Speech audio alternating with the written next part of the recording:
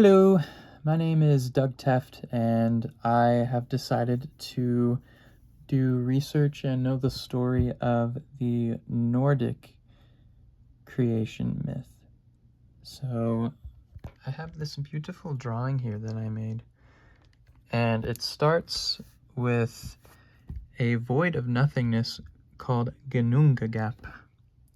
And from there, we have Muspel, which is like a realm of fire and ash, and also a Niflheim, which is a place of ice.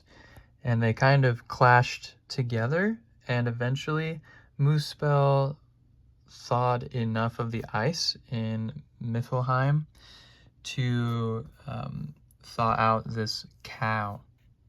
Or sorry, not the cow, the giant Ymir.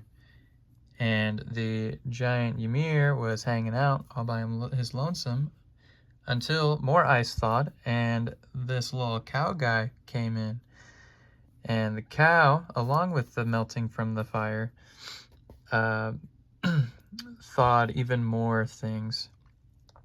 And from the thawing came your boy Buri and his wife. And they begat a son called Bor, and he begat a son called Odin, and he's kind of the popular dude. He became the king of gods, which is pretty cool. He does a lot of this stuff, which we'll talk about in a minute. But Odin and the other gods got really mad at this Ymir guy, and they ended up overtaking him and actually killing him. And his body, because it was so big, he was a giant, formed the earth. His blood became the seas. His body, or his flesh, became the land, and his bones became mountains. Also, his hair became the trees, which is pretty cool. Once they killed Ymir, Odin began building more things for the earth. He put together smoke and ash from Muspel to create the sun and the moon. And he also, in his wanderings, found these two trees. And from these two trees, he formed the first human beings.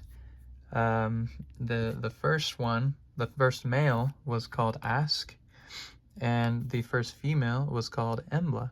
And from them, basically like Adam and Eve, they created all the other people on the earth.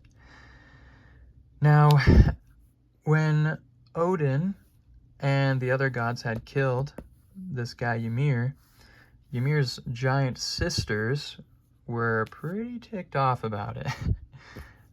This giant tree, I'm so sorry, Yggdrasil, something like that, which was a giant tree on the earth. The giant sisters started making marks on this tree. And what it did is it allowed for humans to have things like suffering and trials and things like that. They were kind of like casting spells on the humans so that they couldn't be as strong as the gods. And so that's, in a nutshell, the creation myth according to Nordic mythology. So yeah, hope you enjoyed.